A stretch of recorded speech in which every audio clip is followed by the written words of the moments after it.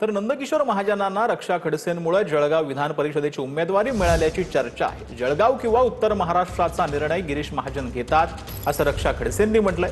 विधान परिषद उमेदवारीचा निर्णयही महाजनांनीच घेतला असं रक्षा खडसेंनी म्हटलंय। तर उमेदवार माझा किंवा दुसऱ्याचा नसतो, तो पक्षाचा असतो असं गिरीश महाजनांनी म्हटलं। जळगाव जिल्हा किंवा उत्तर महाराष्ट्राचा निर्णय नेहमी गिरीश भाऊंनी घेतलेला आहे आणि हा सुद्धा निर्णय आदरणीय गिरीश भाऊंनीच घेतलेला आहे। त्याच्यामुळे माझं वजन काय, मला माहीत आहे की मी खूप छोटी आहे, अजून कार्यकर्ता म्हणून मी काम करते आहे। आज आम्हाला अभिमान आहे की गिरीश भाऊ आमचे नेते आहे, त्यांच्या नेतृत्वाखाली आमच्यासारखे सगळे आमदार खासदार कार्यकर्ते काम करतात आणि सगळं व्यवस्थित चालू आहे। अजून तुम्ही त्याच्यात कशाला ठेंगी टाकता? भाऊंच्या निर्णयानुसारच त्यांना उमेदवारी मिळालेली असं म्हणाल्या। हो हो ठीक आहे, धन्यवाद। भाऊ आमचे नेते आहेत, त्यांनीच तेच उमेदवार ठरवतात, त्यांचाच उमेदवार आहेत असं म्हटलेले आहे। हा पार्टीचा उमेदवार आहे, असं कोणी कोणाचा उमेदवार राहतं का? असं नाही होत कधी। पार्टी उमेदवार ठरवते। दिल्लीहून हा निर्णय झालेला आहे, माझा उमेदवार आहे, त्याचं काय त्यावर काही शिक्के असतात का? सगळे पार्टीचे लोक असतात, प्रमुख लोक आहेत, त्यांना उमेदवारी मिळालेली आहे। मला वाटतं असं म्हणणं चुकीचं आहे। गिरीश भाऊंचा उमेदवार आहे, माझा नाही आहे, मला वाटतं असं बोलू नये कोणी। तर परभणी येथील ठाकरेंच्या शिवसेनेच्या बैठकीला खासदार संजय जाधव गैरहजर होते। अंबादास दानवेंच्या उपस्थितीत झालेल्या बैठकीला देखील खासदार संजय जाधव गैरहजर होते। विधान परिषदेचे मवियाचे उमेदवार डॉक्टर विवेक नावानंदर यांच्या प्रचारार्थ बैठकीचं आयोजन करण्यात आलं होतं। खासदार संजय जाधव बैठकीला गैरहजर राहिल्यानं चर्चांना उधाण आले।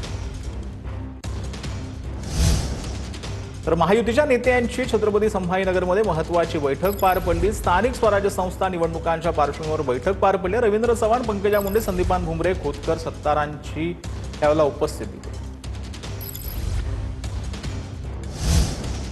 तर महाजनांनी खडसेंच्या वाढदिवसाचा मजेशीर किस्सा सांगितल्यानंतर एकनाथ खडसेंची संतप्त प्रतिक्रिया आली आहे। 2 दिवसांपूर्वी खडसेंच्या वाढदिवसाचा एक किस्सा महाजनांनी सांगितला होता, त्यावर आता खडसेंची प्रतिक्रिया समोर आली।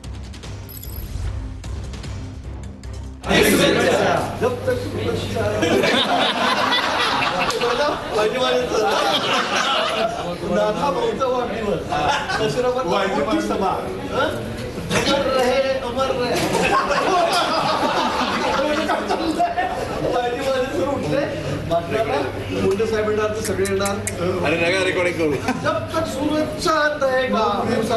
साहेब तसं नाही नाही,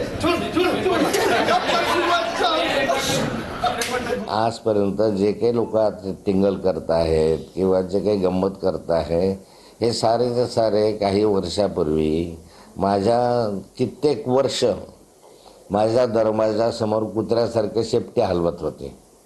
आज ते वेगळ्या भाषेत बोलायला लागले, वेगळ्या दिशेनं बोलायला लागले, हा प्रश्न वेगळा। पण अख्ख्या महाराष्ट्राला माहीत आहे की हे जवळपास सारे कार्यकर्ते शेपट्या हलवत होते। अमरावती विधान परिषदेत काँग्रेसनं सहकार्य करायला हवं असं निलेश विश्वकर्मांनी म्हटलंय। काँग्रेस नगरसेवकांमध्ये संभ्रम याचा भाजपला फायदा होऊ नये असं विश्वकर्मा यांनी म्हटलंय।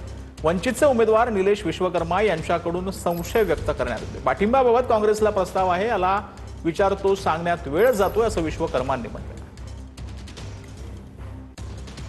काँग्रेसची नेहमीची सवय आहे, प्रदेशला विचारतो, दिल्लीला विचारतो, गल्लीला विचारतो, यात त्यांचा जो वेळ चाललेला आहे, निर्णय त्यांना घ्यायचा आहे, कारण त्यांचा उमेदवार इथं बाहेर गेलेला आहे आणि इथं आम्ही लढतो आहे। निवडणूक ही निवडणूकसारखी झाली पाहिजे।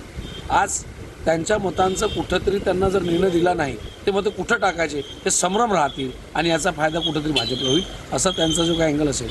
आणि ही निवडणूक तुम्ही सांगतात की मोठ्या प्रमाणात इथं सर्व आयुधांचा वापर होतो आहे, म्हणजे सर्व आयुध जर वापरत असतील तर कुठंतरी याचं प्रश्नचिन्ह आहे की ही पाठिंब्यासाठी तर कोणी थांबत नसेल।